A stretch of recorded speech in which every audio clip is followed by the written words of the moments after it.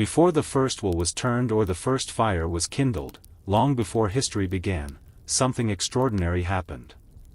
Somewhere in the shadows of prehistory, our ancestors made a leap no other creature had dared before. They began to speak.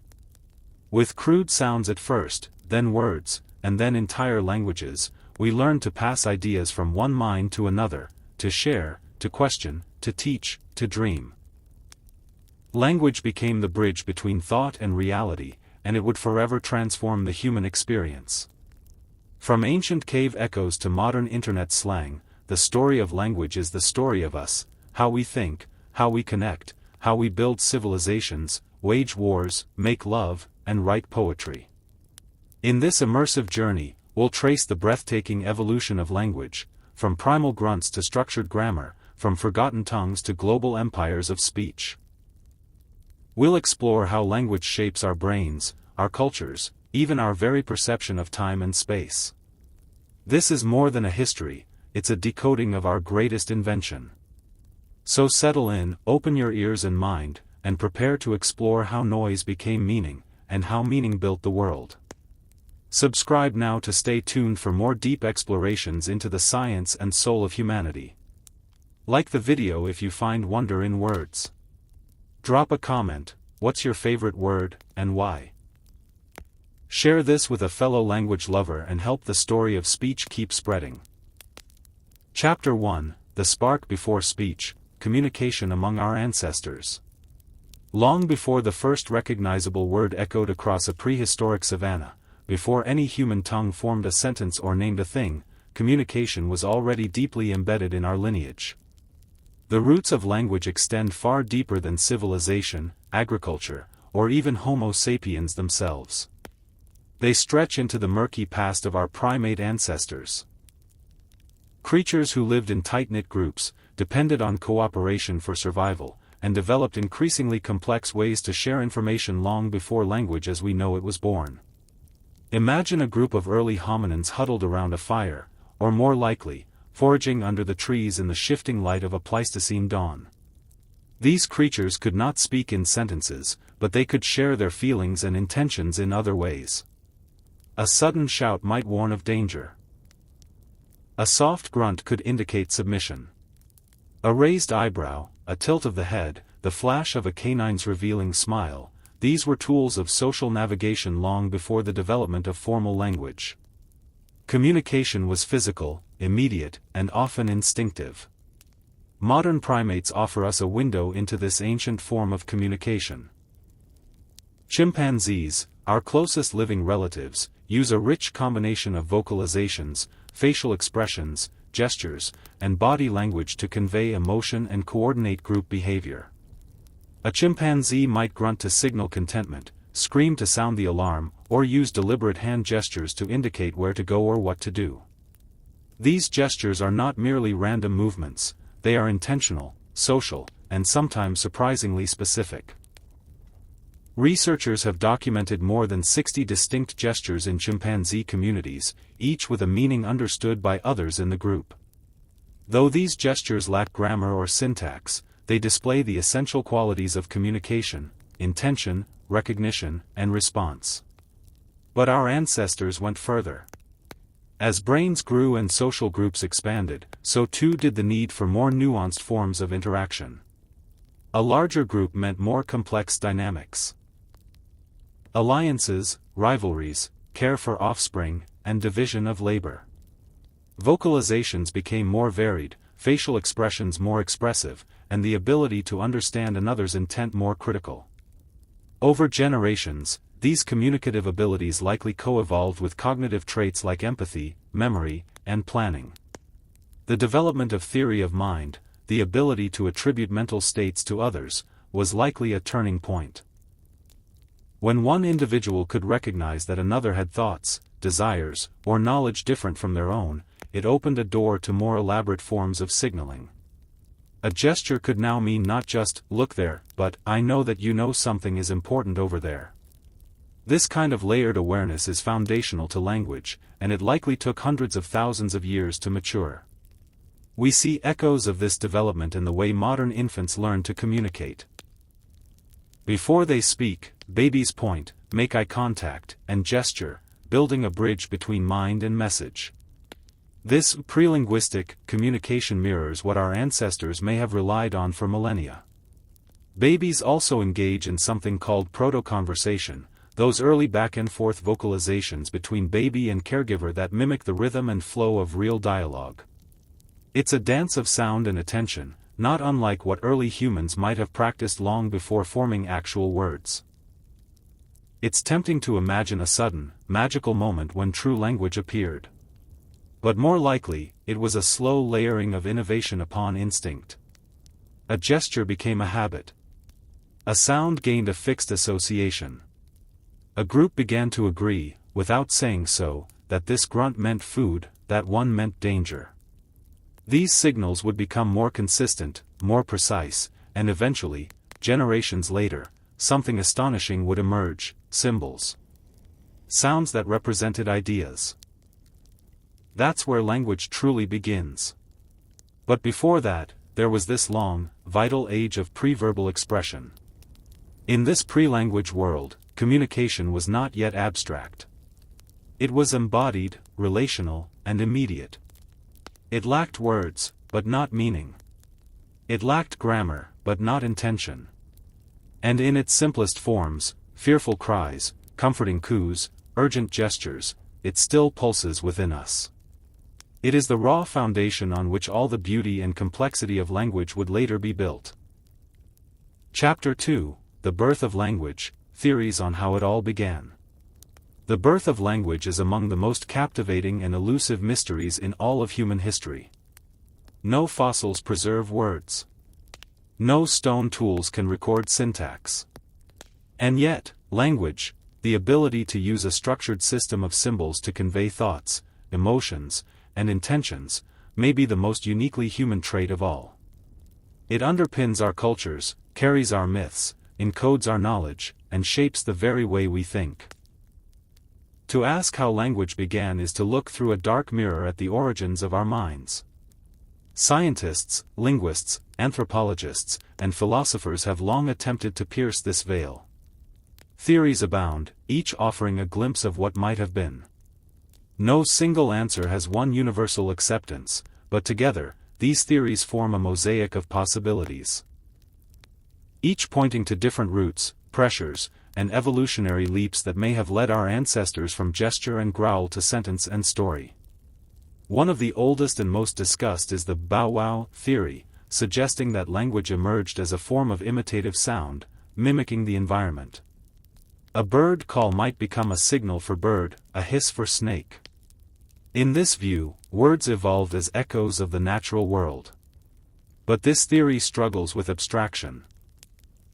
How did such a system give rise to words for invisible things, love, memory, justice? Then there's the poo-poo theory, proposing that language began with instinctive emotional outcries, grunts of pain, sighs of relief, gasps of surprise. These interjections, rooted in emotion, may have been the seeds from which early words grew. Yet, while emotional sounds are universal and powerful, they lack structure. They express states, not thoughts. Alone, they cannot account for the complexity of grammar. The yo-he-ho theory imagines language born from cooperation. In this view, rhythmic chants and coordinated vocalizations, used to synchronize communal tasks like hauling, building, or hunting, laid the foundation for speech. Language here emerges not from objects or emotions, but from shared labor.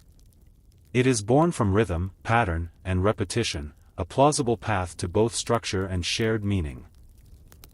Others suggest language sprang from gesture first, a visual form of communication predating spoken words. After all, early hominins likely had sophisticated hands and expressive bodies long before they had precise control over vocal articulation. This theory posits that as humans became more social and began using tools, gestures formed the initial scaffolding for communication. Only later, as vocal control evolved, did speech gradually take over. Indeed, many modern sign languages exhibit all the hallmarks of true language: syntax, metaphor, recursion, proving that gesture is capable of remarkable linguistic complexity. Yet another angle is offered by the theory of social grooming. Among primates, grooming strengthens bonds. But as group sizes grew, physical grooming became inefficient. Language, in this view, evolved as a kind of vocal grooming, a way to maintain social cohesion in larger communities. Chatter, gossip, and storytelling serve to build alliances, spread information, and reinforce trust. Language becomes not just a tool of thought, but a glue of society. Recent studies in evolutionary biology add yet another dimension. Language may have emerged through a process known as exaptation, where a biological trait evolved for one purpose is repurposed for another. The descended larynx, for instance, originally helped with breathing and swallowing, but later enabled a wider range of vocal sounds. Likewise, brain structures originally evolved for motor planning and social cognition may have been co-opted for syntax and semantics. Meanwhile, genetics has uncovered tantalizing clues. The discovery of the FOXP2 gene, sometimes called the language gene, revealed a genetic mutation shared by all modern humans, and absent in our closest relatives. That appears to influence speech and grammar processing. But genes are not scripts. FOXP2 is no language switch, just a part of the broader orchestration. Still, its presence in both humans and Neanderthals suggests that some capacity for complex speech may have existed far earlier than once believed. And then there's the mystery of recursion, the ability to embed thoughts within thoughts, or phrases within phrases. This ability allows for infinite expression from finite means. The man who saw the woman who held the child who cried, and so on. Some argue that recursion is the true spark of language, an abstract leap that turns signals into systems, and speakers into thinkers. It's likely that no single event marked the birth of language. More probable is a long evolutionary slope, a slow layering of vocal control, cognitive complexity, social need, and environmental pressure.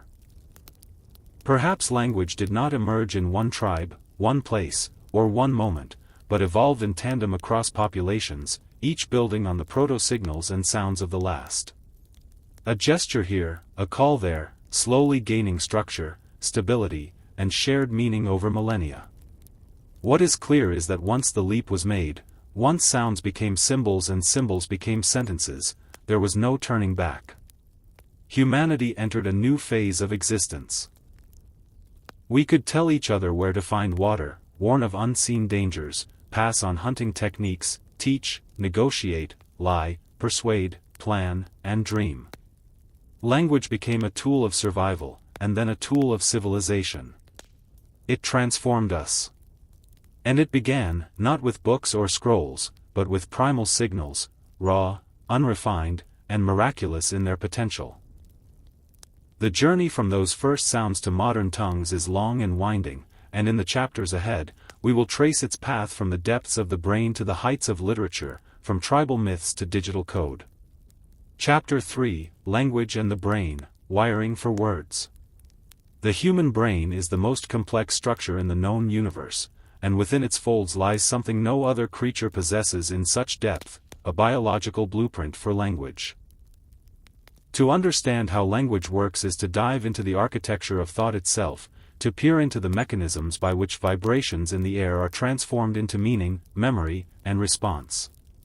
Language is not just something we do, it is something we are wired to do. For centuries, philosophers wondered whether language was a learned behavior or an innate faculty. But with the advent of neuroscience and modern imaging technologies, the veil has begun to lift. What researchers have found is astonishing. Specific regions of the brain are specialized for processing the structure, sound, and meaning of language, and these regions are not scattered at random, but elegantly organized, interconnected, and tuned for communication from the earliest days of life. Perhaps the most famous of these is Broca's area, a region located in the left frontal lobe. Named after the French physician Paul Broca, who in the 1860s studied patients who had lost the ability to speak following brain damage, this area is associated with speech production and grammar. Damage to Broca's area results in what is known as Broca's aphasia, a condition where individuals struggle to form grammatically correct sentences, even though their understanding of language remains relatively intact. They know what they want to say, but the ability to translate thought into fluent speech is impaired. Nearby lies Wernicke's area, in the left temporal lobe, named after Karl Wernicke. This region is crucial for language comprehension. Individuals with Wernicke's aphasia can speak in full, grammatically correct sentences, but the words often lack meaning, coherence, or relevance. It's as if the sentences are being produced from a broken dictionary, fluent, but nonsensical.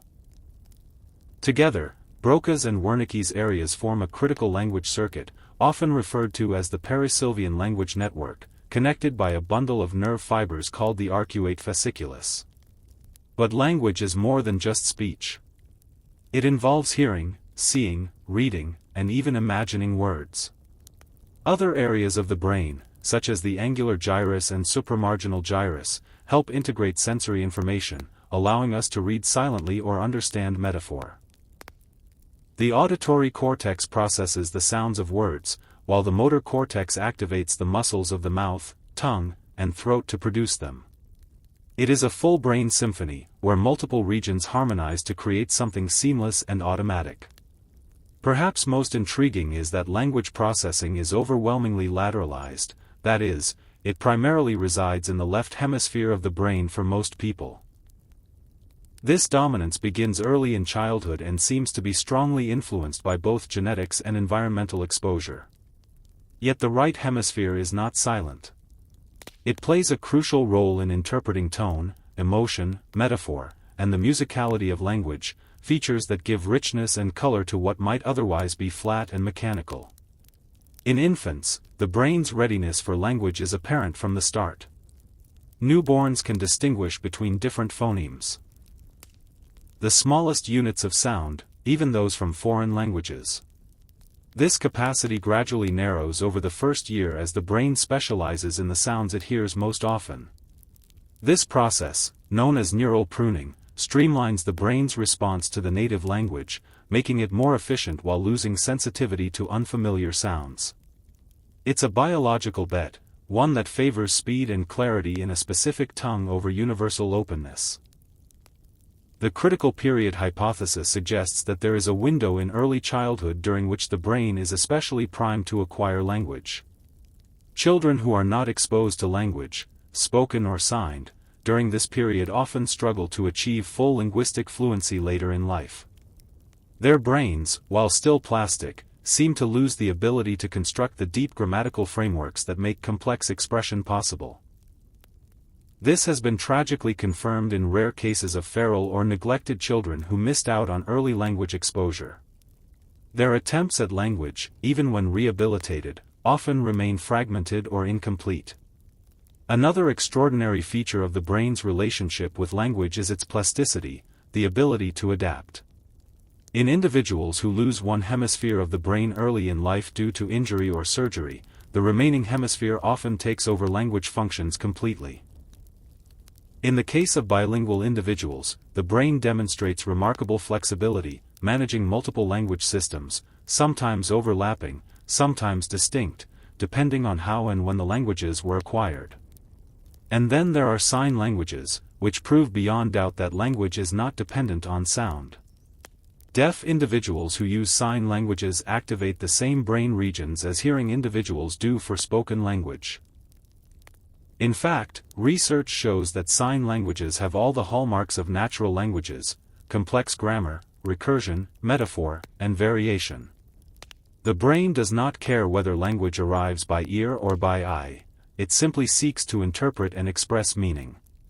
As we learn more, we are beginning to understand that language is not an isolated system, it is deeply embedded in broader cognitive processes: memory, attention, social reasoning, and emotion. The brain does not separate words from thought or language from identity. They are woven together. When we speak, we are not just transmitting information, we are broadcasting our intent, our history, our presence. Language, then, is not a trick of the tongue, but a product of the mind. A dance of neurons. A pulse of synapses. A miracle shaped not by one part of the brain, but by a symphony of regions tuned across millennia to the human need to connect. In the next chapter, we'll explore how this extraordinary biological capacity gave rise to one of the most powerful and defining features of language, syntax, the invisible scaffold of rules that allows us to build meaning from sound. Chapter 4, From Gesture to Grammar, the Evolution of Syntax. If words are the building blocks of language, then syntax is the architecture that holds it all together. Without syntax, the system of rules that determines how words are arranged, language would be little more than a scatter of sounds and meanings. It is syntax that allows us to move beyond isolated signals and into the realm of complex expression. Syntax gives language its flexibility, its precision, and its infinite generative power. But where did this invisible grammar come from? And how did our ancestors transition from simple gestures or vocal signals to structured, rule-governed speech? To answer these questions, we must return once more to the ancient past. To a time when communication was raw, immediate, and largely unstructured. Early human vocalizations and gestures likely resembled what we see in other primates, discrete signals tied to specific situations. A certain call might signal a predator, another might call a mate, and a gesture might indicate a direction or an object. But these signals lacked hierarchy. They were single-use codes, not components in a system. The leap to syntax required something more. A recognition that meaning can be shaped not just by content, but by order. One key factor in this leap may have been the mirror neuron system, a network of brain cells that activates both when an individual performs an action and when they observe someone else performing the same action. These neurons are thought to play a vital role in understanding intention and learning through imitation. The mirror system may have been the neurological bridge between action and abstraction, laying the groundwork for understanding that just as actions have sequences and purposes, so too can sounds and symbols. From this insight, our ancestors may have begun to string signals together, not randomly, but in patterns. Perhaps a sound for food followed by a gesture for there began to represent a coherent thought, there is food. Over time, these sequences may have solidified into conventions, learned and passed down through generations. And as these conventions grew more elaborate, a primitive form of grammar began to emerge. Crucially, syntax is not about words alone. Even in signed languages, where no sound is produced, syntax thrives. Sign languages have rich grammatical rules that dictate word order, spatial relationships, and even facial expressions to indicate questions or emphasis. This proves that syntax is not tied to speech, it is tied to structure. And this structure arises from the brain's ability to recognize patterns, categorize relationships, and assign roles to different elements in a message. Modern linguists point to something called recursion as a hallmark of syntactic ability. Recursion allows us to embed phrases within phrases, the boy who saw the dog that chased the cat, and so on, infinitely. This nesting of thoughts within thoughts is what makes human language virtually limitless in its expressive power. No other known communication system in the animal kingdom exhibits this property, not even the complex dances of bees or the songs of whales. It is uniquely human. But syntax is not universal in its form. Different languages organize their components in vastly different ways. Some place the subject first, others place the verb or the object in different positions. Some use inflection, changing the form of words to show relationships, while others rely on strict word order. And yet, beneath this surface diversity lies a set of universal patterns, what linguist Noam Chomsky referred to as universal grammar. He proposed that all human languages share a common underlying structure, and that humans are born with an innate capacity to acquire this structure, like a biological template waiting to be filled. This idea, though debated, finds support in how rapidly and effortlessly children learn the grammar of their native language. By age 3 or 4, most children can form complex sentences without formal instruction. They do not memorize rules.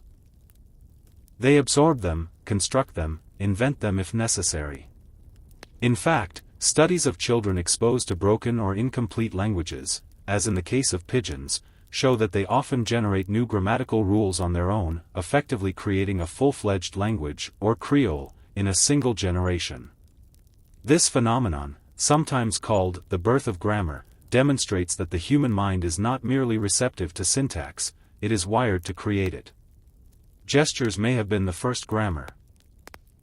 Recent research shows that even people who are asked to communicate using only gestures, with no prior system, tend to develop consistent patterns of word order. For instance, they might always indicate the subject first, then the action, then the object, forming a rudimentary syntax out of thin air. This suggests that the drive to organize information in structured sequences is deeply embedded in our cognition. As language became more syntactically complex, it unlocked new dimensions of thought. With syntax, humans could express past and future, cause and effect, condition and hypothesis. It allowed us to describe not just what is, but what could be. This ability to speak in what-ifs and maybes reshaped our capacity for planning, storytelling, teaching, and law. It became the scaffolding for civilization itself. In a sense, syntax turned language from a mirror of the world into a tool for shaping it.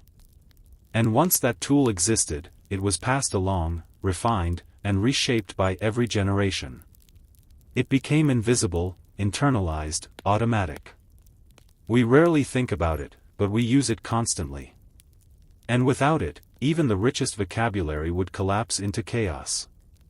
The road from gesture to grammar was long and layered. But it was also inevitable. Once our ancestors began to perceive order in sound, to assign structure to their thoughts, the rules began to write themselves, etched not in stone, but in the synaptic circuits of the mind.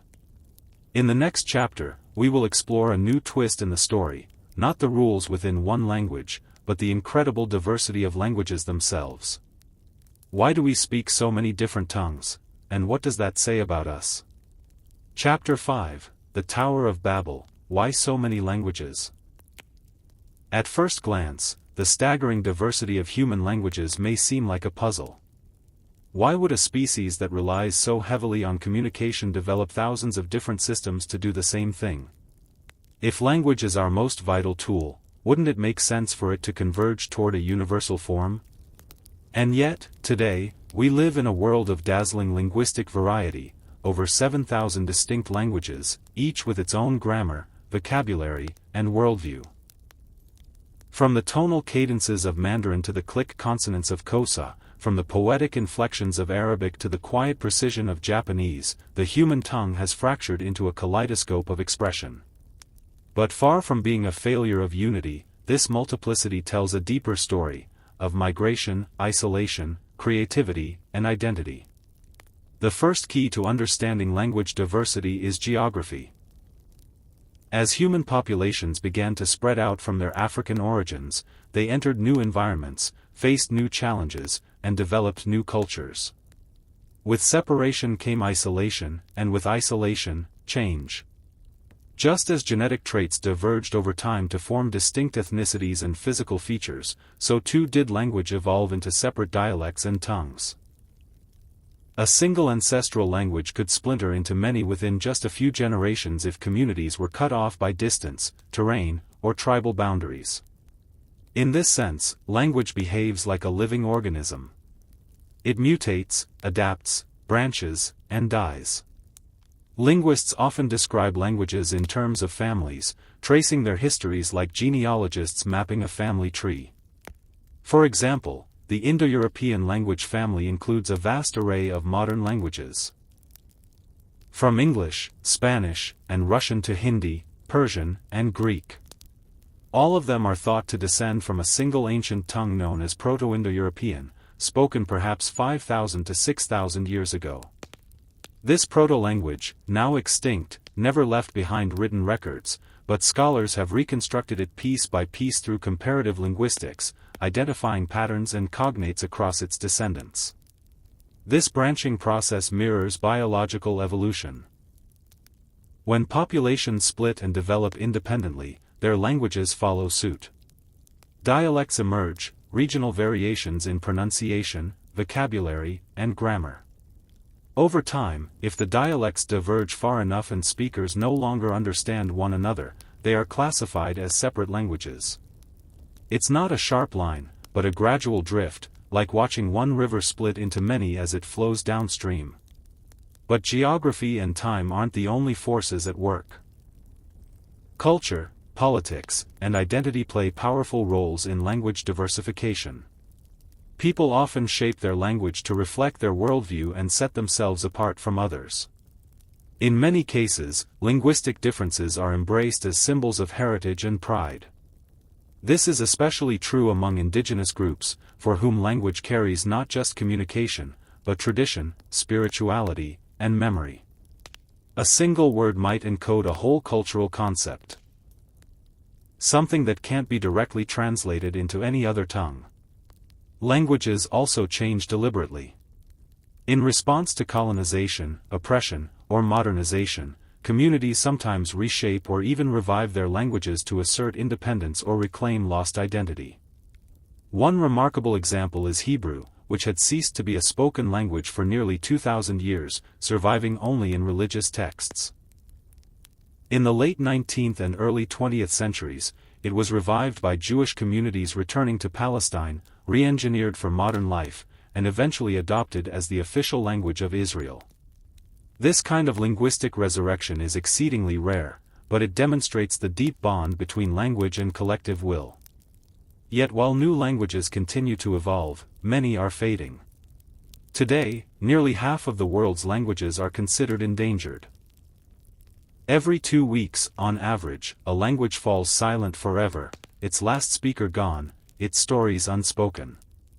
These losses are not just linguistic, they are cultural extinctions.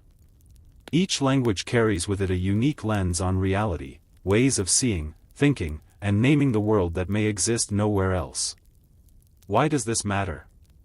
Because language is not merely a tool for communication, it is a vessel for thought. Research has shown that different languages shape cognition in subtle yet profound ways. For example, some languages have no words for left or right, relying instead on absolute directions like north or east. Speakers of these languages have extraordinary navigational skills. Other languages require speakers to include specific evidential markers, indicating whether they personally saw an event or heard it secondhand. Still others have vastly different concepts of time, space, or number. The way we speak influences the way we perceive, and the diversity of language is a testament to the diversity of mind. Some have proposed that we might one day converge on a universal language, especially in a globalized world increasingly dominated by English. But even as English spreads, local languages persist, and in many places, they flourish. Bilingualism and multilingualism are on the rise, and digital tools are enabling speakers of even obscure languages to connect, teach, and preserve their tongues. Indeed, the story of language is not just one of divergence, but also of contact and exchange. Throughout history, languages have influenced one another through trade, conquest, and intermarriage. Words, phrases, and even entire grammatical structures migrate across borders. English, for instance, is a linguistic mosaic. Drawing from Latin, French, Norse, Germanic roots, and more.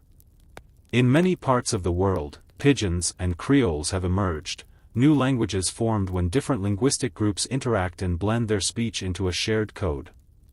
So why are there so many languages? Because humans are diverse, curious, social, and creative. Because language is not fixed, but fluid. Because it reflects not only our need to be understood, but our need to belong, to differentiate, to remember, and to dream. Each language is a world, a self-contained cosmos of metaphor, memory, and meaning. And in their differences, we find not confusion, but richness. Not barriers, but bridges. In the next chapter, we will explore one of the most revolutionary chapters in the evolution of language, the moment when spoken word became written word, when we began to preserve speech in symbols, and thus unlocked the true power of permanence. Chapter 6, Writing, Humanity's Second Invention of Language. Long before humanity etched its first symbols into clay, language lived only in the air. It rose and fell with breath. It vanished as quickly as it arrived, carried from one mind to another on invisible waves of sound. For tens of thousands of years, our ancestors relied solely on speech to transmit ideas, to tell stories, to remember. But spoken language is fleeting. It dies in silence. And so, at some extraordinary turning point in human history, we did something astonishing. We gave language a body. Writing is not a natural extension of speech. Unlike language, which children acquire effortlessly through exposure, writing must be taught. It requires tools, discipline, and deliberate abstraction. Yet once it appeared, it transformed the human experience. Writing allowed us to step beyond the limits of memory, to speak across time and distance, to build civilizations not just with stone, but with ink. The earliest known writing systems emerged independently in a few key regions of the world. In Mesopotamia, around 3200 BCE, the Sumerians developed cuneiform, a system of wedge-shaped marks pressed into clay tablets with a stylus. Originally created to record grain inventories and commercial transactions, cuneiform gradually expanded to include myths, laws, prayers, and historical records. In Egypt, shortly thereafter, hieroglyphics arose. Pictorial symbols carved into temple walls and written on papyrus scrolls. Around the same time, the Indus Valley Civilization developed a still undeciphered script, and in China, the earliest forms of logographic writing appeared on oracle bones used for divination. These early scripts were not alphabets as we know them today. They were logographic or syllabic, each symbol representing a word, idea, or syllable rather than a single sound. This made them complex to learn but incredibly rich in nuance and meaning. Over time, however, writing systems evolved toward simplicity and efficiency. The Phoenicians, great seafarers and traders, developed one of the first true alphabets around 1050 BCE, a system where each symbol represented a consonant sound. This alphabet spread across the Mediterranean and eventually inspired the Greek alphabet, which introduced vowels and became the foundation for the Latin script used in much of the world today. With writing came the preservation of thought. Oral traditions, though powerful, depended on human memory. Stories shifted with each telling, details faded, facts became legend. But once words could be recorded, knowledge could be stabilized. Writing allowed societies to create archives. Libraries of law, history, science, and literature. Ideas could now be passed down not just from mouth to ear, but from page to page, across generations. This changed everything. Religious texts could be codified and spread. Legal systems could be made consistent and enforceable. Trade could operate over vast distances with clarity and record. Writing became the backbone of empires, from the clay tablets of Babylon to the scrolls of ancient Rome. It was no longer enough to speak. Power now resided in those who could read and write. But writing also transformed the inner life. With it came the ability to think in solitude, to develop arguments not for conversation, but for contemplation. Philosophers could revise their thoughts, layer their reasoning, and speak to unseen readers. Writers could craft epics, poems, and treatises that would live long after their deaths. The written word made it possible to reflect, to analyze, to create in silence. And yet, writing is not a replacement for speech, it is an evolution of it. While language is instinctual, writing is an invention. It differs across cultures not just in script, but in philosophy. Some systems write left to right, others right to left or vertically. Some are phonetic, others logographic. Some omit vowels, others require them. Even punctuation and spacing are cultural choices. The way we write shapes the way we read, and by extension, the way we think. The invention of printing, thousands of years after writing first appeared, multiplied its power exponentially. In 15th century Europe, Johannes Gutenberg's movable type press revolutionized communication. Texts that once took months or years to copy by hand could now be reproduced by the hundreds. Literacy spread. Revolutions were fueled. Ideas crossed borders faster than armies.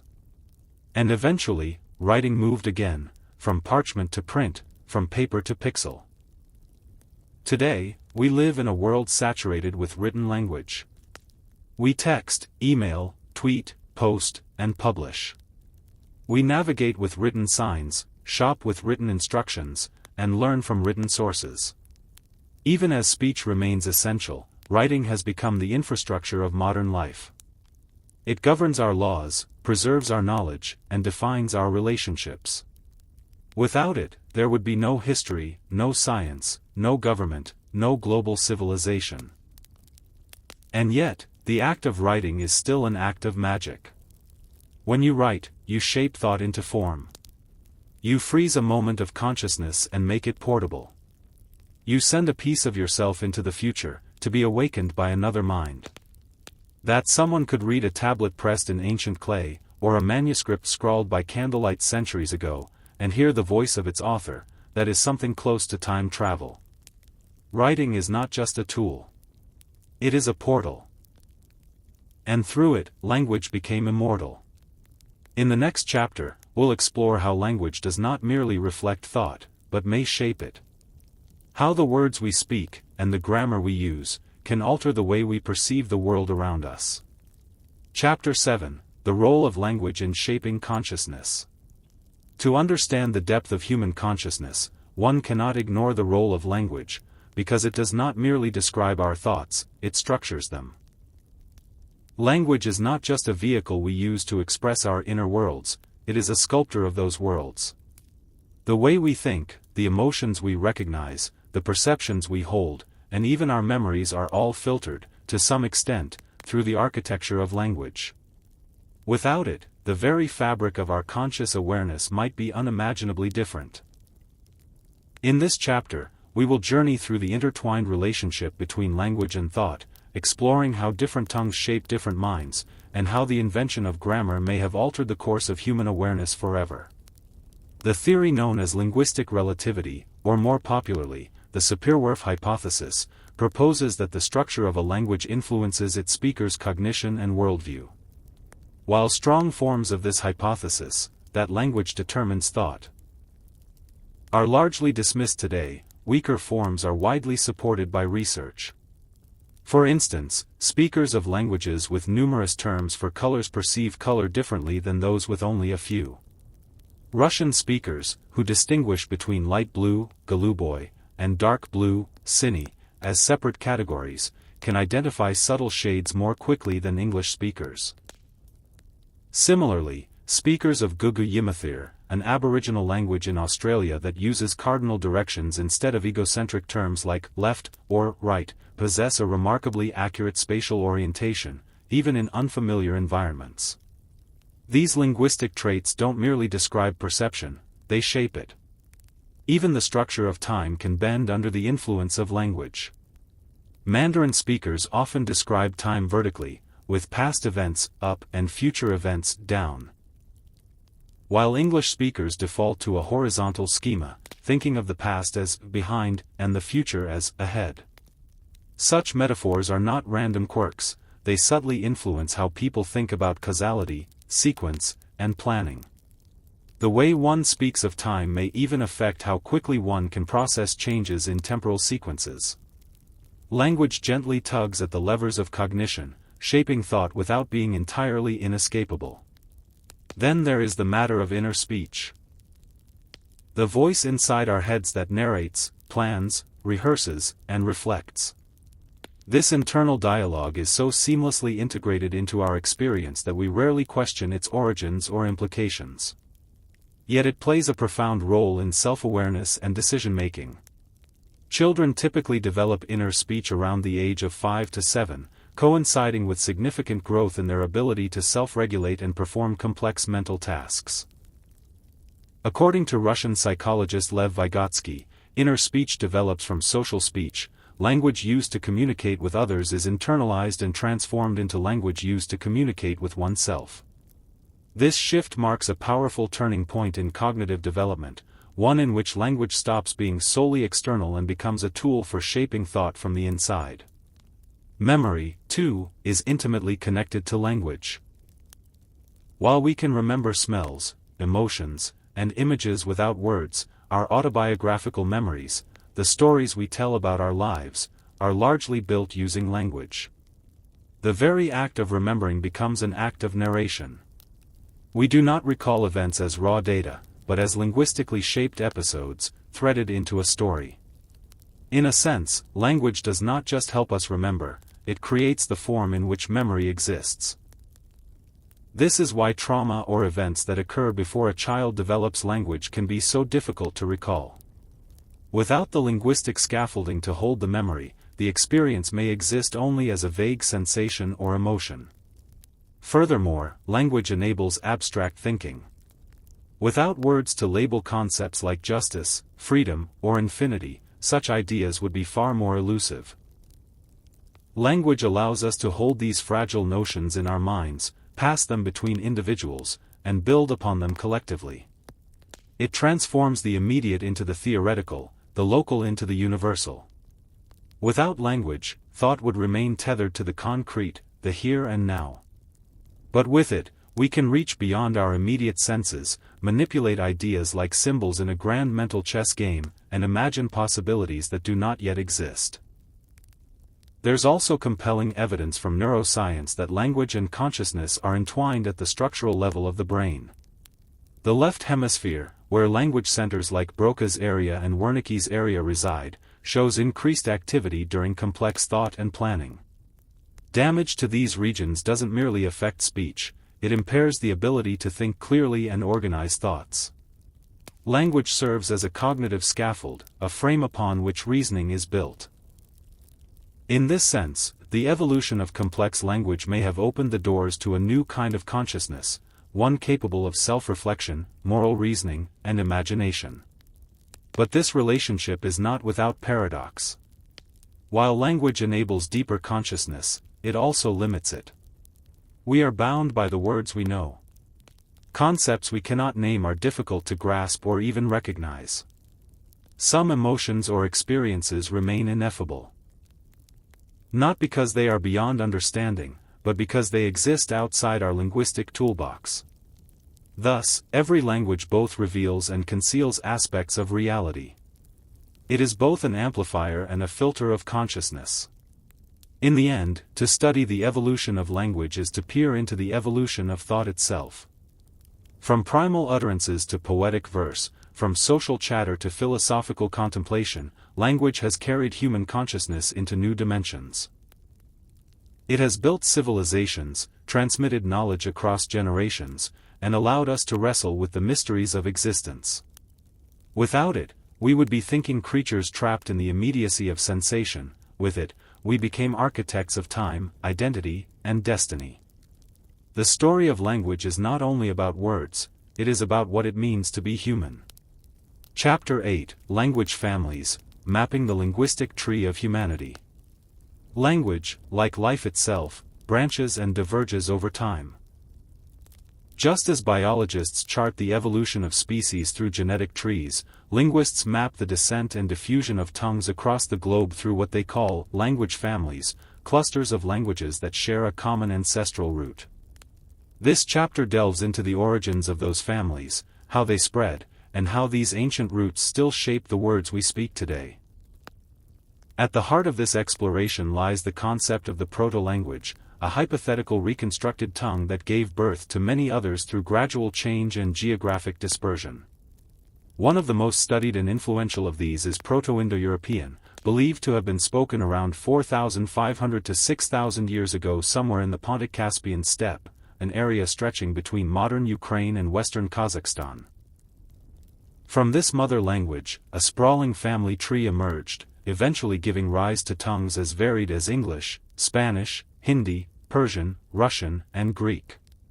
Each language in the Indo-European family bears the marks of this shared ancestry, linguistic fossils in the form of similar root words for fundamental concepts like kinship, body parts, and numbers.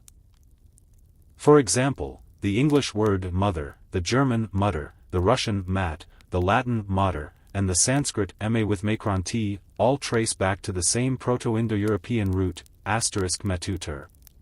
These striking similarities are not coincidental.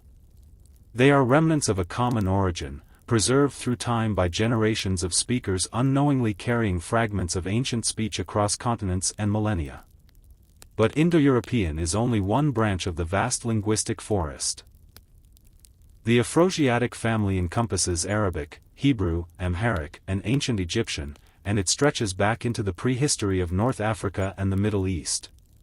The Sino-Tibetan family, with Mandarin Chinese as its most spoken representative, spans a wide array of tonal languages spoken from the Himalayas to the Pacific coast. Niger-Congo, perhaps the most diverse family of all, includes over 1,000 languages spoken across sub-Saharan Africa, with Swahili, Yoruba, and Zulu among them.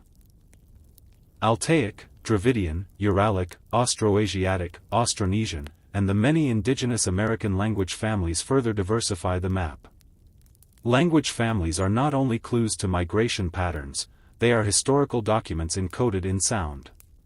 When a group of people migrates, they take their language with them. Over generations, that language shifts in pronunciation, grammar, and vocabulary. Isolated groups may evolve new dialects that become unintelligible to one another, eventually becoming distinct languages.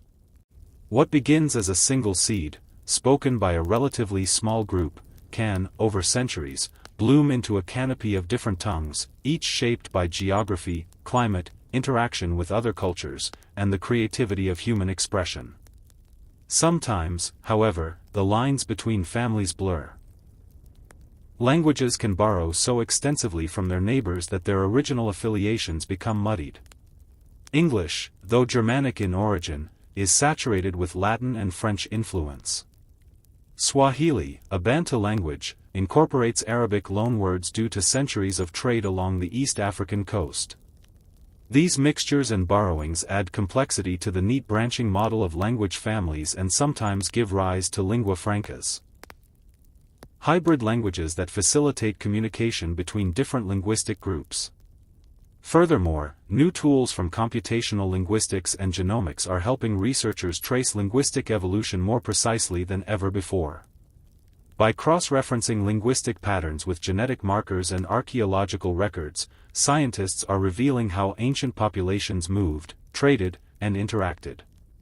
In this way, language becomes a time capsule. Not just of culture, but of the very movement of human beings across the face of the earth. The study of language families is more than a scholarly endeavor. It is a window into who we are and where we come from. Whether you're speaking French in Paris, Hindi in Delhi, or Quechua in the Andes, you are participating in a story that stretches far beyond your own tongue. You are part of a lineage that echoes back into the mists of prehistory. A lineage written not in DNA, but in syllables and sounds. In this intricate web of related languages, each word we utter carries echoes of long-forgotten ancestors and vanished civilizations. And just as biologists classify species into kingdoms and phyla, so too do linguists trace the tangled branches of human speech, seeking, in that complexity, a deeper understanding of what it means to be human. Chapter 9, Endangered Tongues. What happens when a language dies? In the dense jungles of Papua New Guinea or the icy tundras of Siberia, languages exist that have never been written down, never recorded in dictionaries, never echoed beyond their tiny communities. These are the tongues of the elders, the carriers of stories, rituals, and ancestral wisdom passed down for centuries. Yet every 2 weeks, one of these languages vanishes from the earth. When the last speaker dies, so does an entire worldview, a way of seeing and interpreting the world that no other language can replicate. Language extinction is not merely a linguistic concern, it is a cultural catastrophe. Every language encodes specific knowledge about local ecology, medicinal plants, hunting strategies, and spiritual beliefs. When a language disappears, this knowledge often vanishes with it, leaving future generations impoverished in understanding their past and their environment. Indigenous words for snow, for the sound of an animal's movement, for the texture of bark, these are not easily translated. They are lost threads in the great human tapestry.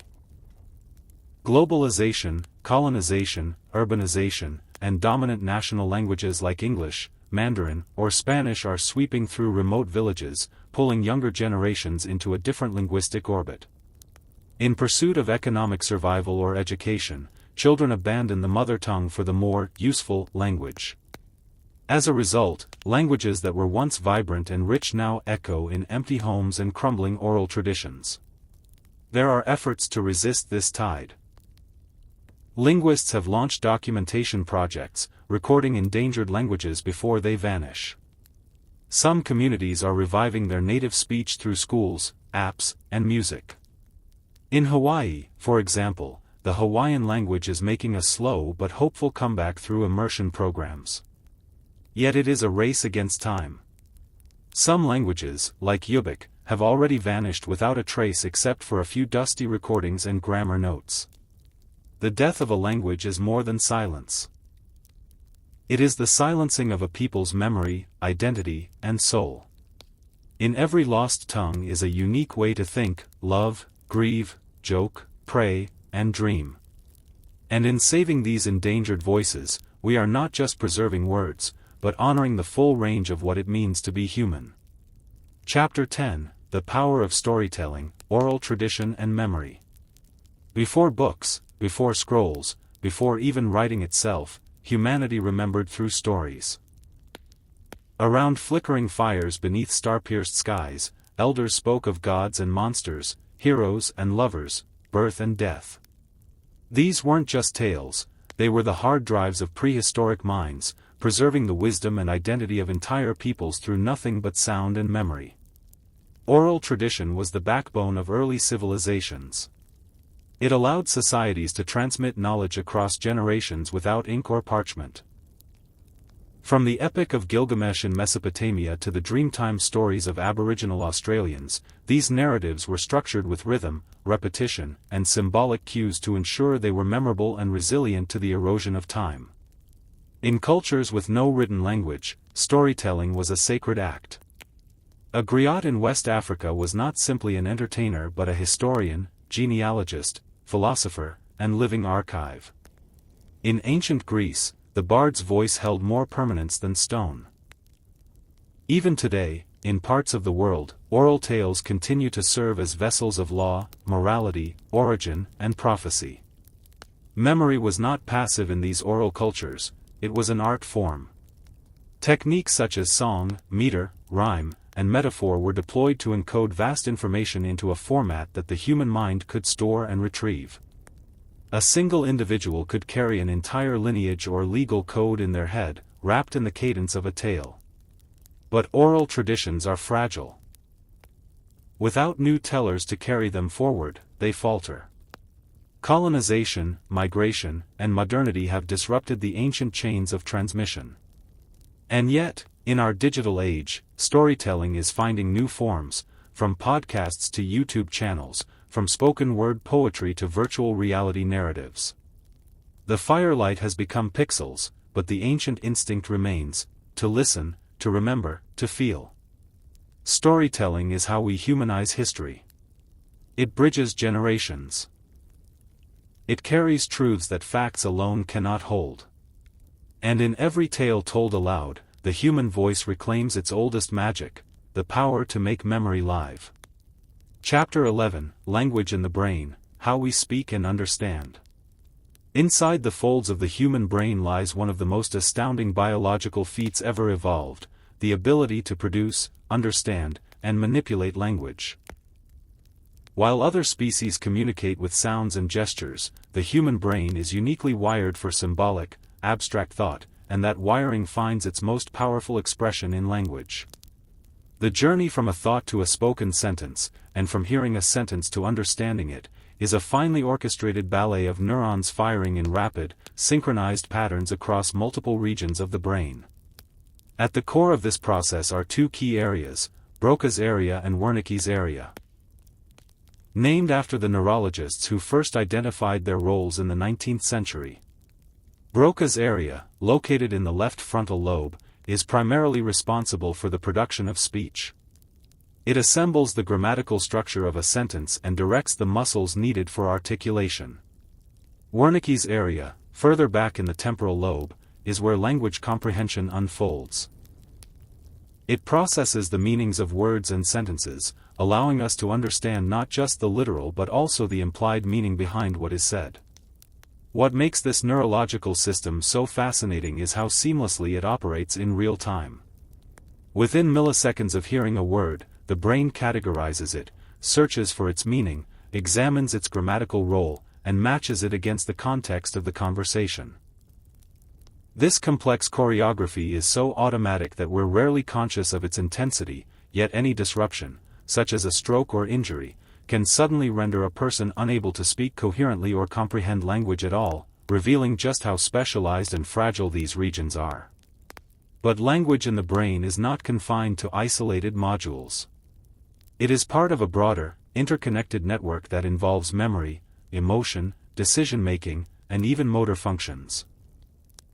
When we speak passionately, our limbic system, responsible for emotional regulation, feeds energy into our tone and pace. When we struggle for a word, we often turn inward to our episodic memory, trying to relive the moment we first encountered it. And when we learn a new language, our brains don't just store vocabulary, they physically rewire, adapting and expanding the neural circuits needed to process new patterns of sound and structure. Modern imaging techniques like fMRI and PET scans have illuminated the astonishing complexity of these language networks. Scientists have discovered that bilingual individuals often develop greater density in the left inferior parietal cortex, and that musicians tend to show heightened language sensitivity, suggesting a deep overlap between linguistic and musical intelligence. Furthermore, children's brains display an extraordinary plasticity that makes early language acquisition remarkably effective, an ability that gradually fades with age, making adult language learning a more deliberate, less intuitive endeavor. Ultimately, the brain's capacity for language is more than just a functional tool, it is a central aspect of what makes us human. It enables not only communication but thought itself, shaping our inner dialogue, our sense of self, and our understanding of the world. As neuroscience continues to map the astonishing architecture behind this faculty, it becomes increasingly clear that language is not simply something we use, it is something we are, deeply embedded in the very structure of our minds. Chapter 12, The Reading Brain, How We Decipher Written Language. Reading is one of the most profound inventions in human history, but it is not something the brain evolved to do naturally. Unlike spoken language, which arises organically in nearly every culture, reading and writing are cultural creations that emerged only a few thousand years ago, a blink of an eye in evolutionary terms. Yet, the brain, ever adaptable, has ingeniously repurposed its existing systems to take on this new challenge. Learning to read rewires the brain, forging new pathways that link vision with language, memory, and meaning. At the heart of the reading process lies the visual word form area, located in the left occipitotemporal cortex. This specialized region recognizes patterns of letters and transforms them into something meaningful. It acts as a gateway, decoding shapes into sounds, and sounds into language. When your eyes scan a page, this area rapidly identifies familiar word patterns, connecting them to phonological and semantic systems that allow you to not only pronounce a word but understand it. This transformation happens so quickly and fluently for skilled readers that it feels effortless, yet it is the result of years of training and intense neural adaptation. Behind this seamless process lies a complex interplay between different parts of the brain. The occipital lobe processes the visual input, the letters and shapes you see.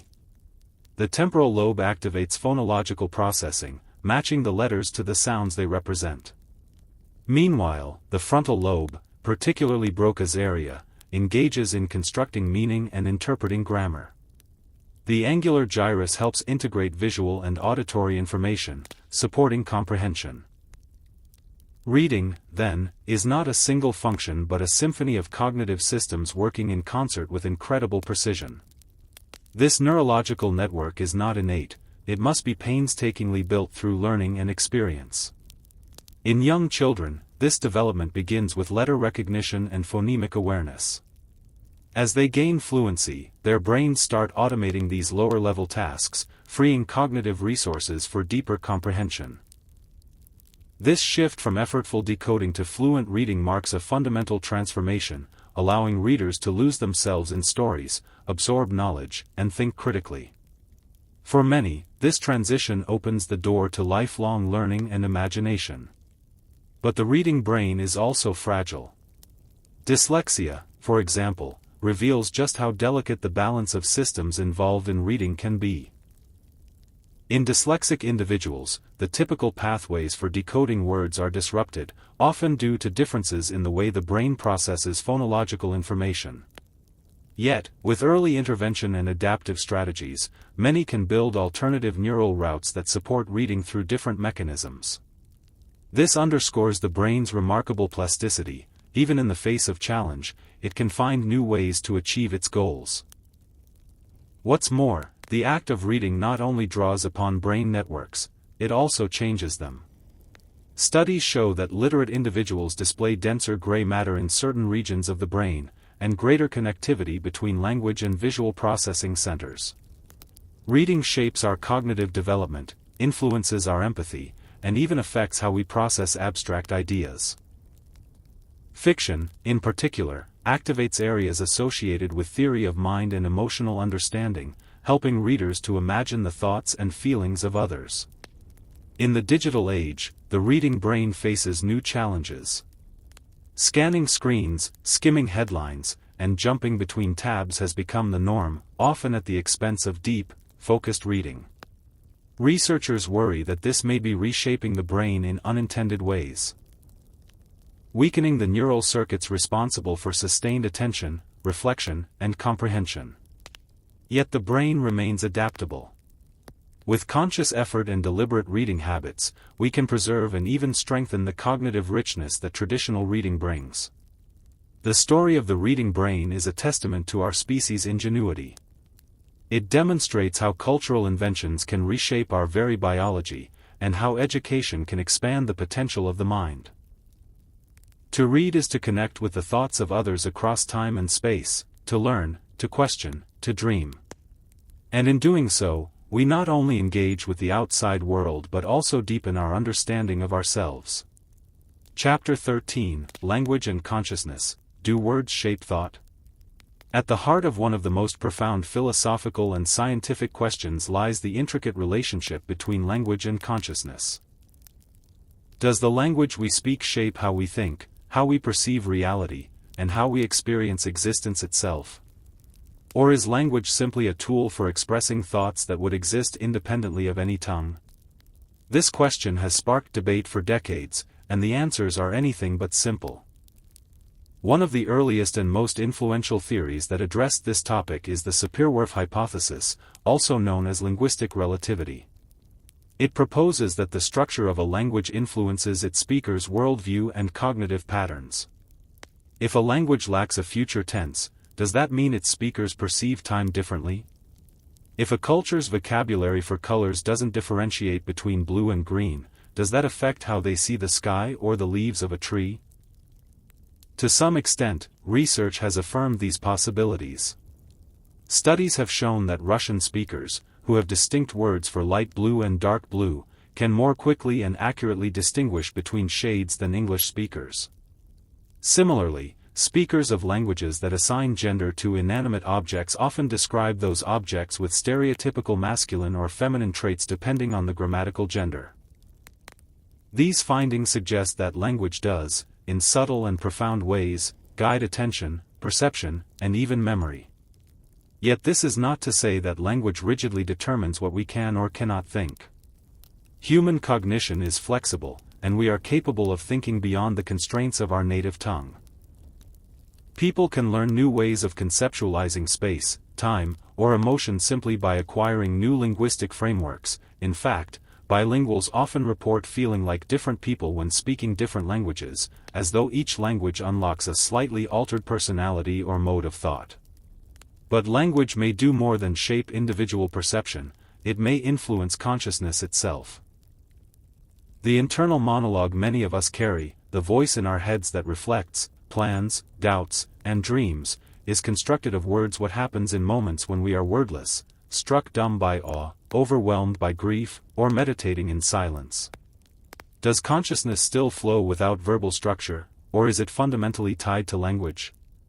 This mystery touches on the border between neuroscience and philosophy, and remains an open field of inquiry. Some researchers argue that while basic perception and awareness can occur without language, higher-order consciousness, our ability to reflect on our own thoughts, narrate our lives, and project possible futures, is deeply intertwined with linguistic ability. Others believe that the roots of consciousness go deeper, and that language is only one manifestation of a more ancient, nonverbal cognitive landscape. Infants, animals, and even some patients with severe brain injuries can exhibit awareness without possessing language as we know it. In the end, the relationship between language and consciousness is likely not a one-way street, it is a feedback loop. Language helps shape the patterns of thought, and thought, in turn, refines and expands language. Our inner worlds are sculpted by the words we use, the metaphors we inherit, and the concepts our culture makes available. And as we invent new terms, adopt new languages, and explore new modes of expression, we don't just change how we speak, we change how we experience being alive. Chapter 14, The Subconscious Mind, Hidden Depths of Awareness. Beneath the surface of our conscious thoughts lies a vast, intricate realm, the subconscious mind. It is a domain we rarely access directly, yet it shapes our behaviors, beliefs, desires, and fears with astonishing power. Unlike the conscious mind, which processes only a narrow stream of input at any given moment, the subconscious operates in silence, absorbing experiences, forming associations, and guiding us in ways we often don't recognize. Consider the ease with which you catch a ball without consciously calculating its trajectory, or the way your fingers know how to type familiar words without your mind needing to recall each letter. These are examples of procedural memory, a function of the subconscious mind that allows us to perform complex tasks automatically after sufficient repetition. It frees the conscious mind to focus on novel or demanding challenges while the subconscious handles the routine. But the subconscious isn't limited to physical habits. It's deeply entangled with our emotional responses and our sense of identity. From childhood, we absorb unspoken messages about ourselves, the world, and what is possible or dangerous. These early impressions become deeply embedded beliefs, often invisible yet immensely influential. A child who grows up hearing that they are not good enough may carry that wound into adulthood, shaping relationships, career choices, and self-worth. All without being consciously aware of the root. The subconscious also serves as the gateway to dreams, where logic loosens its grip and symbolic imagery takes over. Here, the subconscious speaks in metaphors, stories, and archetypes. Carl Jung referred to this as the collective unconscious, a shared reservoir of primal images and instincts inherited across generations. Whether or not this idea holds up under modern scrutiny, there's no denying that the themes in our dreams, falling, flying, being chased, losing teeth, speak to something ancient and universal in the human psyche. Hypnosis, meditation, and certain therapeutic techniques aim to reach the subconscious more directly. In these altered states, individuals can uncover buried memories, reframe internal narratives, and even rewrite automatic behaviors. The subconscious, while elusive, is not inaccessible. It responds to repetition, visualization, emotion, and ritual. Tools that many spiritual and psychological traditions have used to great effect. What's fascinating is that the subconscious doesn't distinguish between real and imagined experiences in the way the conscious mind does. If you vividly picture yourself achieving a goal, and pair that image with strong emotion, your subconscious begins to accept it as a blueprint for reality. This is the principle behind affirmations and visualization exercises. The mind rehearses success or healing internally before the body or behavior follows externally. Yet the power of the subconscious is double-edged. Just as it can propel us toward growth, it can also trap us in self-sabotaging cycles. Unconscious fears, biases, and unresolved traumas can repeatedly steer us away from opportunities, relationships, or truths that challenge the familiar. To bring these forces to light requires courage, patience, and often guidance, because the subconscious guards its secrets well, not out of malice, but out of protection. Ultimately, understanding the subconscious is not about gaining total control over it, that would be impossible. Rather, it is about forming a respectful partnership with the deeper layers of our mind. By learning its language, listening to its symbols, and gently reshaping its contents, we begin to align the visible and invisible parts of ourselves. And in that integration, we find a more complete form of consciousness, one that honors both reason and intuition, memory and imagination, light and shadow. Chapter 15, Altered States of Consciousness, Portals Beyond the Ordinary. Consciousness, for most of us, is experienced in its typical, waking form. Logical, alert, and tethered to the rhythm of day-to-day life, but throughout human history, people have sought, stumbled into, or deliberately cultivated altered states of consciousness, mental landscapes that defy ordinary awareness and open doors into the mysterious. These altered states, far from being aberrations, offer glimpses into the flexibility and depth of the human mind. Sleep is perhaps the most familiar altered state, and yet even it contains mysteries. Within the architecture of sleep lie rapid eye movement, REM, cycles where vivid dreams unfold, and non-REM stages where the brain consolidates memory, repairs tissue, and performs silent housekeeping. Lucid dreaming, where one becomes aware that they are dreaming and may even take control, adds yet another layer in these dream worlds. Time bends, physics dissolves, and imagination becomes the governing force. Some cultures have revered dreams as sacred messages from ancestors or deities, while others have mined them for insight into trauma or buried desire. Meditation, both ancient and modern, offers a more controlled entry point into altered states. Through focused attention, whether on the breath, a mantra, or pure awareness itself, the mind can enter a state of profound stillness. Here, the boundaries between self and world begin to blur. Practitioners report sensations of unity, timelessness, and a deep inner clarity.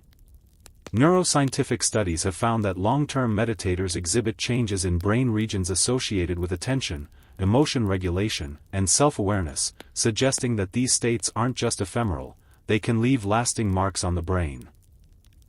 Psychedelics, such as psilocybin, LSD, DMT, and mescaline, have been used in indigenous rituals for centuries and have recently re-emerged in scientific studies for their potential therapeutic value. These substances can dissolve the ego, the constructed sense of self, and flood the mind with intense visuals, emotional insights, and a sense of interconnectedness.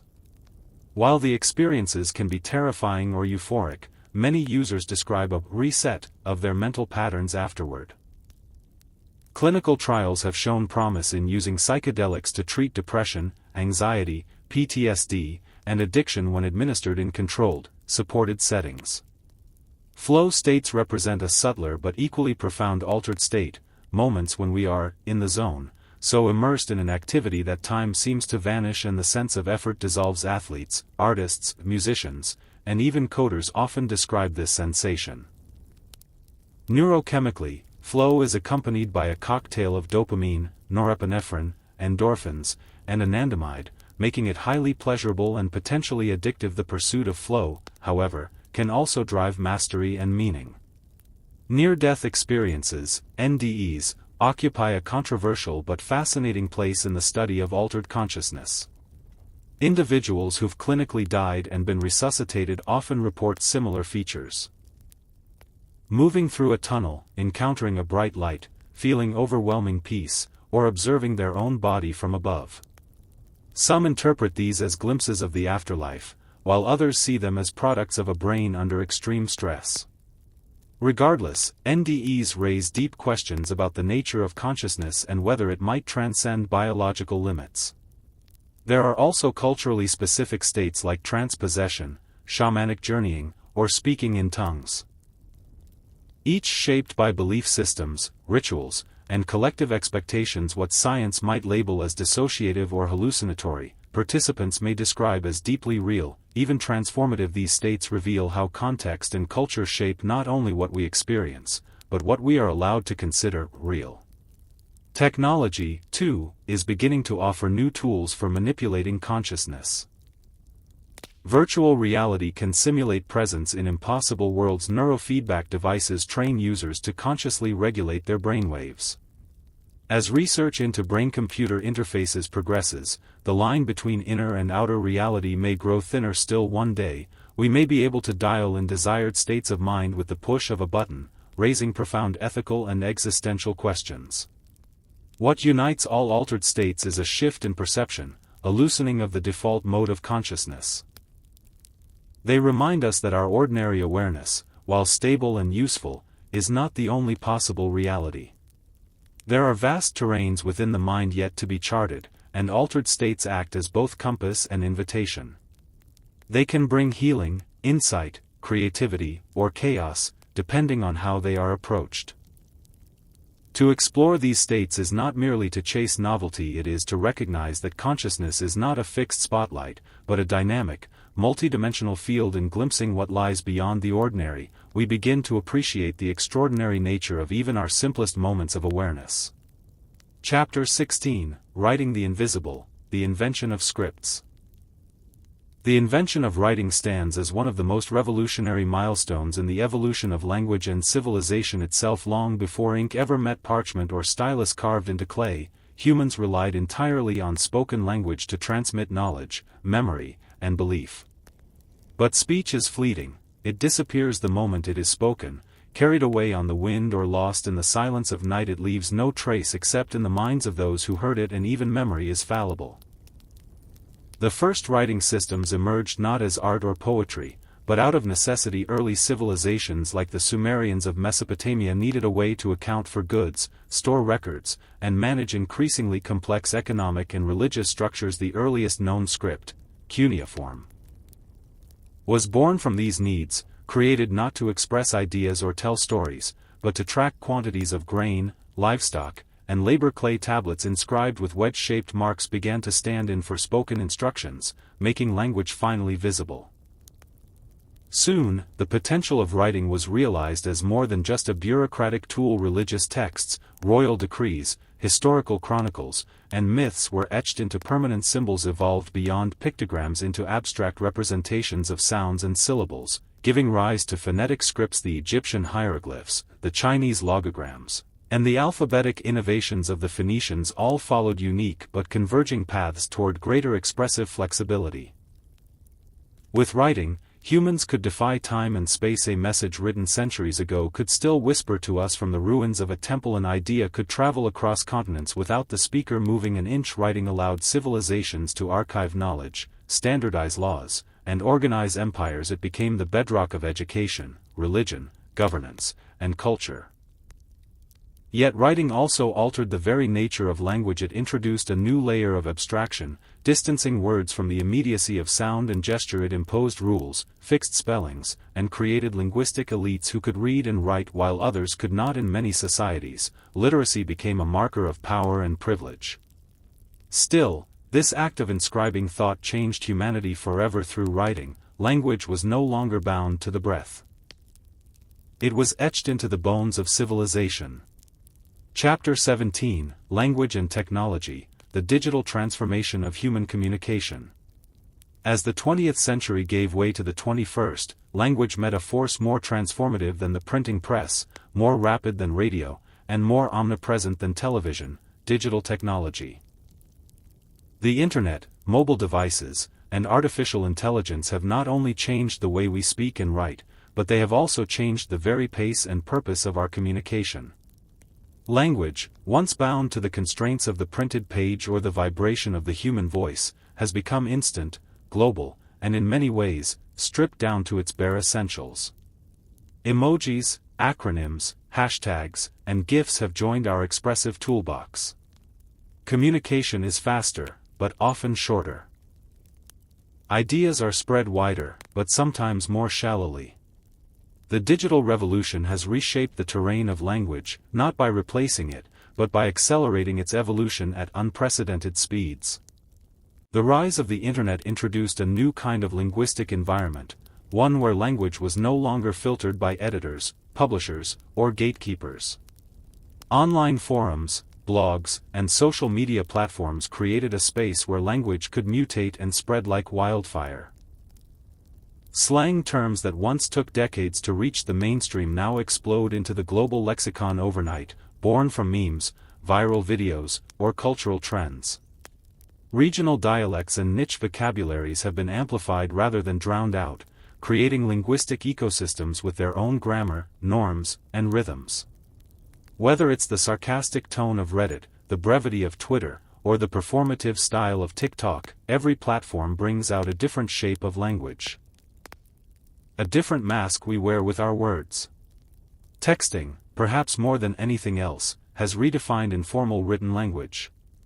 Punctuation is used more to convey emotion than grammar. Periods can seem aggressive. Exclamation marks soften tone. A string of emojis can tell a whole story without a single word. LOL, BRB, and IDK aren't just abbreviations, they're signals of tone, personality, and cultural fluency. Language has become performative, visual, and reactive. People no longer just speak to be understood, they speak to be felt, to be seen, to be liked. The emotional bandwidth of language has expanded, not because words have changed, but because the context in which we use them has.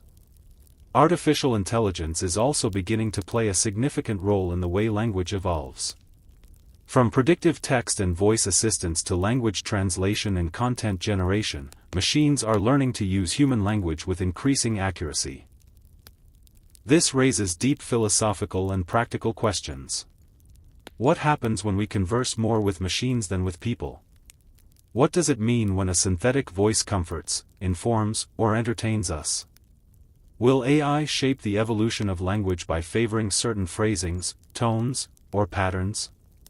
As we move forward, we may find ourselves not only teaching language to machines, but allowing machines to reflect, alter, and perhaps even influence the way we speak and think. Yet, even amidst all this rapid change, one thing remains constant: our need to connect. Language continues to serve its ancient purpose, to bind us together in meaning. But the form it takes is fluid, ephemeral, ever-shifting. We are living through a linguistic revolution, not just in the tools we use, but in the very fabric of human interaction. In this digital world, we are all both speakers and writers, performers and audiences, constantly reshaping language with every tap, click, and post. Chapter 18: Language as Resistance and Power. Language has always been a vessel of meaning, but in times of conflict and colonization, it becomes something even greater: an act of defiance, a symbol of resistance, and a source of power. Across the colonized world, the languages of indigenous peoples were often outlawed, dismissed, or repressed by imperial regimes that sought to replace them with the tongues of empire. But these languages did not vanish. They went underground, passed in secret, whispered between generations like sacred fire. To speak them was to refuse erasure. To remember them was to claim survival. In places like Ireland, speaking Gaelic became an act of rebellion against centuries of British domination. In Algeria, Arabic and Berber endured despite aggressive French efforts to impose their language through education, governance, and public life. In South Africa, under apartheid, language marked division, Afrikaans and English at the top, African languages suppressed, but also unity, as indigenous languages became the backbone of anti-apartheid literature, poetry, and protest. Language gave the oppressed a voice, both literal and symbolic. Post-colonial movements often placed language at the heart of their national awakening. In India, independence from Britain sparked renewed pride in Hindi, Bengali, Tamil, and many others. In Tanzania, Julius Nyerere promoted Swahili as a unifying language that transcended tribal divisions and defied colonial lines. Across the globe, leaders and intellectuals understood that reclaiming language was a step toward reclaiming identity, history, and agency. Language was not just a tool of power. It was power itself. Yet even as nations regained their tongues, a new challenge emerged. Globalization, with its rivers of commerce and tides of technology, brought the dominance of a few global languages, especially English. Indigenous and minority languages faced fresh threats not from colonizers, but from cultural and economic forces that made them seem obsolete. The battle for linguistic survival shifted from the battlefield to the classroom, the broadcast studio, the social media feed. The question was no longer only, who speaks your language, but also, who will still speak it tomorrow? Throughout history, language has been weaponized, to erase, to dominate, to divide. But just as often, it has been wielded as a shield, a banner, and a song of survival. Those who preserve and pass down endangered languages do more than protect words. They protect worldviews. They protect ways of thinking, of relating to the land, to the divine, to each other. In a world that often moves toward sameness, the act of keeping a language alive is an act of beautiful, stubborn diversity. Chapter 19, The Neuroscience of Language. Within the folds of the human brain lies a miracle of biology so intricate and profound that it has puzzled scientists, linguists, and philosophers alike for centuries. Language, with all its sounds, symbols, and structures, is not just a cultural artifact. It is a neural symphony, a dance of electricity and chemistry orchestrated by specific regions of the brain that together make human communication possible. Understanding how language emerges in the brain is to peer into the core of what makes us human. The journey begins in the left hemisphere, where two regions reign supreme, Broca's area and Wernicke's area. Broca's area, nestled in the frontal lobe, is the architect of speech production. It assembles grammar, organizes syntax, and prepares the motor signals necessary to form coherent words. Wernicke's area, tucked into the temporal lobe, is the master of comprehension, decoding the meanings of the words we hear and assigning significance to the language we encounter. These two centers are linked by a bundle of nerve fibers called the arcuate fasciculus, which allows for seamless communication between production and understanding. But language isn't confined to just these regions. It is a networked phenomenon. When we speak, neurons fire not only in the language centers but also in the motor cortex, which controls the muscles of the mouth and tongue, and the auditory cortex, which processes the sound of our own voice in real time. When we read, the visual cortex lights up to interpret shapes on a page. When we write, the brain coordinates fine motor skills and symbolic representation. Every act of linguistic expression is a full-body event orchestrated by a symphony of brain regions working in harmony. Even more astonishing is the brain's adaptability when it comes to language. In children, language learning seems almost magical, an effortless, rapid acquisition fueled by a brain primed for linguistic input. Neural plasticity allows young brains to form new connections with remarkable ease, absorbing sounds, vocabulary, and grammar structures from their environment without formal instruction. This sensitive period of language learning begins to narrow with age, but even in adulthood, the brain retains a surprising capacity to adapt, to learn new languages, and even to rewire after injury. Studies of bilingualism have shown that the brains of those who speak multiple languages often display enhanced executive function, better attention control, task-switching abilities, and even resistance to cognitive decline in later life.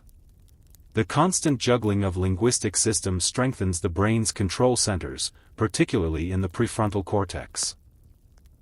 In some cases, the language spoken can subtly shape how people perceive time, space, gender, or color, suggesting that the brain's language circuits influence how we construct reality itself. Neuroscience continues to reveal how deeply language is embedded in our biology, yet it also reminds us that this biological capacity is only part of the story. Language lives not only in neurons and synapses, but in culture, emotion, memory, and meaning. The brain gives us the potential. Society, experience, and imagination bring it to life. To understand language in the brain is not only to understand speech or syntax. It is to glimpse the living architecture of thought. Chapter 20, The Brain and Creativity. Creativity is often romanticized as an ethereal spark, a divine gift bestowed upon poets, painters, and inventors. Yet beneath the brushstrokes of genius and the melodies of imagination lies a distinctly biological phenomenon. Creativity emerges not from some mystical void but from the elegant complexity of the human brain. It is not a single ability housed in one location, but rather a dynamic interplay between networks, a cognitive dance that involves emotion, memory, intuition, and logic all weaving together into something new and profound. At the heart of creative cognition lies the default mode network, or DMN, a constellation of brain regions that becomes active when we are daydreaming, reflecting inward, or mentally simulating experiences.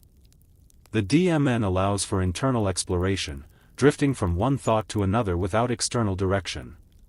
This wandering of the mind, once considered idle, is now understood to be essential for generating novel connections.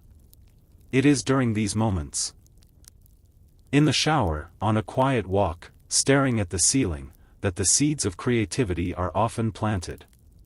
But creativity is not just about letting the mind roam freely. The executive control network plays a vital role in focusing attention, filtering out irrelevant ideas, and refining the raw material generated by the DMN. When an artist decides which color best conveys sorrow or a scientist chooses which hypothesis to test, this network ensures that creativity has structure and purpose. The salience network, meanwhile, acts as a switchboard between the two, determining which internal stimuli are worth pursuing and when to shift from exploration to execution. The prefrontal cortex is especially critical. It is responsible for divergent thinking, the ability to come up with multiple solutions to a single problem. Highly creative individuals often show heightened activity in this area when engaged in tasks that require originality. Yet at the same time, these individuals can also turn down certain prefrontal regions during moments of peak creativity, a phenomenon linked to reduced self-monitoring and inhibition. This is why some of the most inspired ideas come when we silence the inner critic and allow our minds to flow without judgment. Emotion and memory also fuel the creative brain. The limbic system, particularly the amygdala and hippocampus, helps tie emotional significance to ideas and draw from the reservoir of past experiences. Creative breakthroughs often come not from inventing something entirely new, but from rearranging and recombining elements of what we already know in new and emotionally resonant ways. The brain's associative mechanisms, its tendency to link disparate concepts, is a defining feature of creative thought, making metaphor, symbolism, and analogy possible. Neurological studies of jazz musicians improvising, poets writing spontaneously, and visual artists sketching in real time all point to a fascinating phenomenon. During creative flow, the brain shifts into a unique state of harmony. Activity increases in some areas and decreases in others, allowing for a blend of focused concentration and expansive intuition. Time perception can alter, self-consciousness may fade, and the boundary between the creator and the creation can dissolve into a seamless whole. This state, often called flow, is the brain's pinnacle of creative functioning. Creativity is not confined to the arts. Engineers, chefs, teachers, parents, even mathematicians rely on creativity to solve problems, make decisions, and bring vision into reality. The brain's capacity to imagine what does not yet exist is one of humanity's most powerful gifts. And as neuroscience continues to unravel the mechanisms behind creativity, it becomes clear that this gift is not reserved for the chosen few. It is a universal capability, one that lies dormant in many and thrives in those who dare to think differently.